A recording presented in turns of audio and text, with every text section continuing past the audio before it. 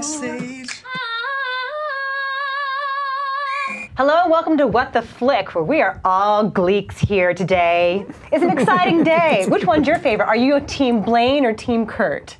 I'm so Team Brittany. I didn't know there were two teams. Well, that's part of the movie. When you go see the Glee 3D movie, which we did, all the fans are like, no, Blaine's better, no, Kurt's better. Yeah, they're like duking it out. No, Quinn's better. I'm Team Quinn. Anyway, I'm Christy. Of course you Lonzo. are. Why? Because she's blonde and bitchy?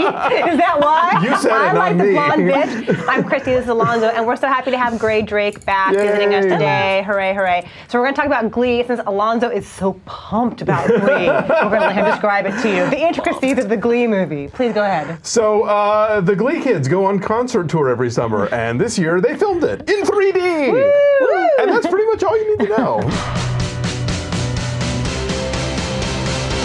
The movie. The music. In 3D.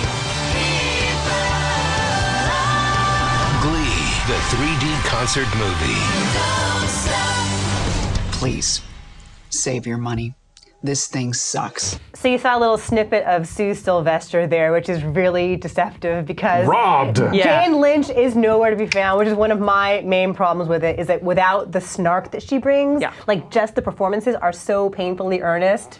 But please explain why I should love this. Okay. I'm missing something here, All right, clearly. okay. You know, if you don't like Glee, this is not going to be the movie that convinces you to like Glee. Not even close. But if you even like Glee a little bit, you will have a really good time just with the energy of these performances. Like, there's only maybe one dog in the bunch. Which one? Corey Monteith doing Jesse's Girl. That's not good, yeah. Also, Not I can good. start without Out safety so dance. gravelly. Bless him. He's funny on the show, but he cannot hold that stage. I'm Comparatively, sorry.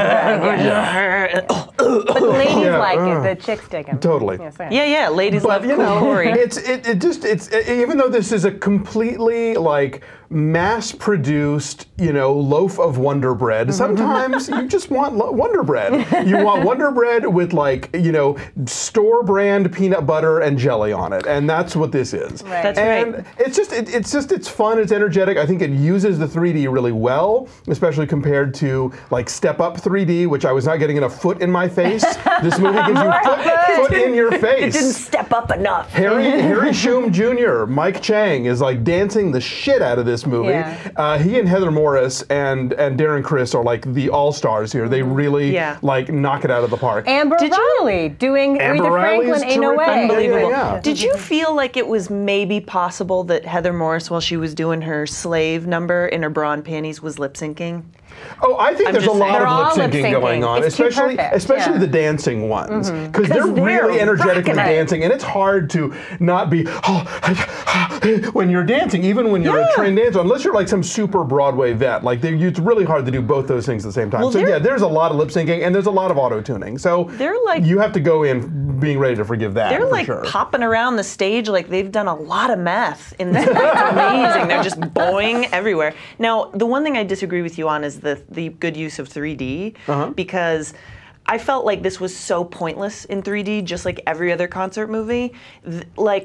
Just because you have a confetti in the air shot does not make a good 3D. I don't know why they do this. You mentioned Heather Morris. I mean, aside from charging more money. You mentioned Heather Morris in the "I'm a Slave for You" number, Yes. and you know, as I point out in my review on the Wrap, like not since Jane Russell in The French Line, where the ads promised she'll knock both your eyes out, has, with the possible exception of some of the Piranha 3D day players, nobody's really gotten the full 3D mileage the way that Heather Morris does. I gotta give 3D her that. boobs. But Okay. with like the Miley Cyrus movie in 3D and like the Jonas Brothers movie in 3D, there's a certain immersive quality, I think, to it. It looks very crisp and very bright, unlike a lot of 3D, which is very dark and Yeah, murky. and it gives you kind of a you are there thing. But I thought that whereas with those films, it was more about the backstage stuff being interesting, with the exception of the Jonas Brothers shooting foam at their audience, but that's a whole other story. I thought this movie really used it in the numbers. The camera moved during the numbers. It really kind of made the dance stuff kind of pop more. Is it just for me. that concert movies would be so boring without 3D? Because this is like very simplistic. Like what you see is what you get.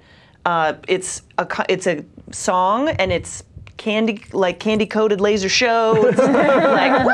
I felt like I was on drugs the whole time. And then it's, like interstitial and then back to the exact same thing. It's just kind of, yeah. 100 minutes. I think it does beef it up. This movie does go into some interesting directions. They had 3 sort of big fans of the show, and we sort of get to know their lives a little bit, and it kind of underscores the whole thing of how this is the show about the underdog, and this is the show for people who don't fit in. So, you've got a girl with Asperger's, you've got a little person, and a gay guy, and so how the show kind of it's... But we didn't need that, and it drags it to a halt. We have the good momentum that comes with each song. I mean, the performances, especially like Lea Michele, tearing the shit out of Don't Rain on My Parade. You have these great energetic moments, and then it just grinds to a halt to have Janae, the dwarf, talk about, am I going to win prom princess or not? And I get why they're doing it. Like, it's all inclusive and it's all tolerant, but it just feels really, really wedged in, and it destroys the pacing. If you had told me beforehand that was going to be in there, I would have thought, oh God, why is that going to be in there? But it didn't. I thought it was edited well enough that it was put together. It was shot by Jennifer Arnold,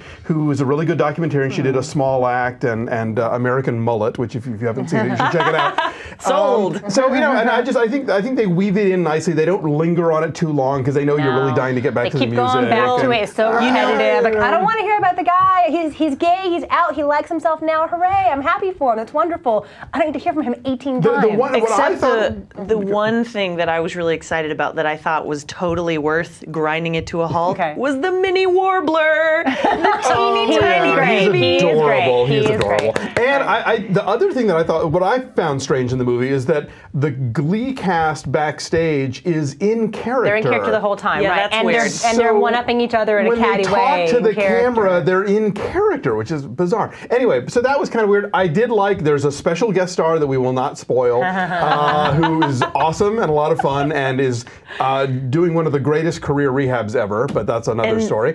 Made me laugh so hard I almost threw up. And I had a blast. And so again, if you're not already a Glee fan, this is not going to win you over. Right. But if you, like me, watch the show and maybe sometimes fast forward through the talky bits just to get to the musical numbers, this is all musical numbers. So, They're very earnest and very hardworking. They do the thing that great showmen can do, which is like they work their ass off, but they make it look very effortless and fun. So I had fun too. I'm going to give it a 6.5 though, and I'm going to be at the way low end of the scale on this, I realize. 8.5 for me. I'm a Gleek. I love tiny Asian boys singing songs.